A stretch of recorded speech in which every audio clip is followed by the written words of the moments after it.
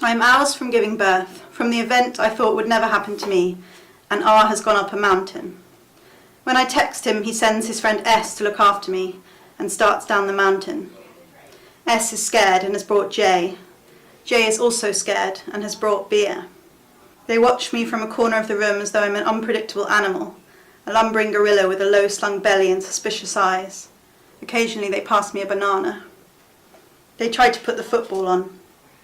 I growl more and more, and finally I'm waterless, the pool of myself spreading slowly past my toes. They flap like small birds around the water, they perch on my giant head, they speak of kettles and hot towels. I tell them I have to push, and they back away, reaching for their phones. At first there was only the sea, only the sky. From the sky came a rock which dropped deep into the sea.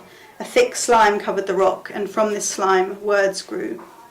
Before I dilate, we agree. R will get his 2 nights in nature.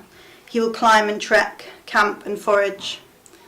I am nearly as wide as I am tall. In the supermarket, people avoid me.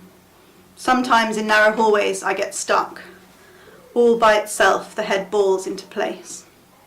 We have planned a water birth, with whale music and hypnotism, perhaps even an orgasm. My usual cynicism has been chased away by the fear of pain, of losing control, all things bloody and stretching.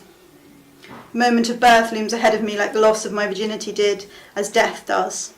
The inevitable tucked and waiting out there somewhere. Once when I was about 8, I looked at a telegraph pole as hard as I could. I made a mind photo, urged myself to remember it that night. When I did, the rest of the day seemed like it had never happened. I terrified myself that I would do this at the moment of death, that I could trick my whole life away. When I was a child, I thought I'd been chosen for our times, the ending times, the creeping times. I'm 32 weeks pregnant when they announce it. The water is rising faster than they thought. It is creeping faster. A calculation error, a badly plotted movie, sends us out at sea. We hide under the duvet with a torch like children. I ask R if he still would have done it, if he had known. He doesn't answer. He shines the torch up into the duvet and makes his fingers into ducks. I decide to take that as a yes. I'm a geriatric prima gravida, but I don't look it. We have leather sofas. R spills takeaway on them and grins, wiped clean. I'm 38 weeks when they tell us we will have to move, that we are within the gulp zone. I say whoever thought of that name should be boiled in noodles. R spends all night on the same property website. It is loading very slowly. Man came from a germ. From this germ we fashioned him, from clot to bones to thick flesh. We stood him up on one end, a new creation. J phones an ambulance and S looks out of the window palely. I gaze at the wooden floor. I've never noticed how beautiful it is before. It is perfectly dust-coloured, and the walls are rising like dark little planets through its glow. Between the waves of disemboweling wrench, the world is shining. I feel like Aldous Huxley on mescaline. I am drenched in isness.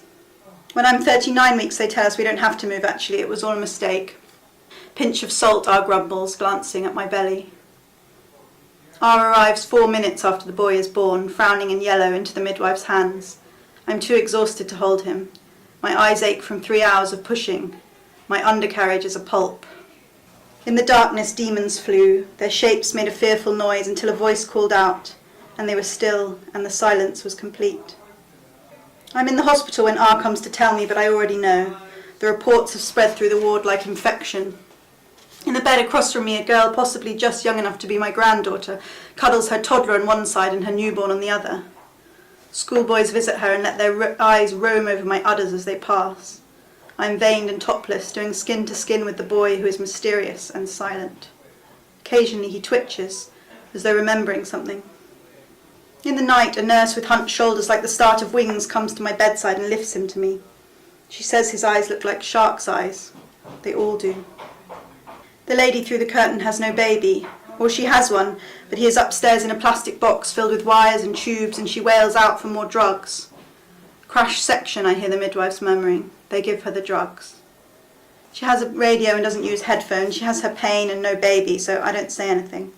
She likes talk radio mostly, interminable phone-ins in the different accents that all pass through my body in the same way. Phrases spill out unstoppable. Deck chairs, document, pressure, response. They seem to swell from under me like a bath filling up. like indigestion, like something no bad simile could ever do justice to. I'm eating lime jelly with the boy in the crook of my arm when I hear. His hands circle in tiny, victorious fists. I feel that I could, all things considered, conquer the world. The news on the hour, 14th of June, 1 o'clock. Tina Murphy reporting.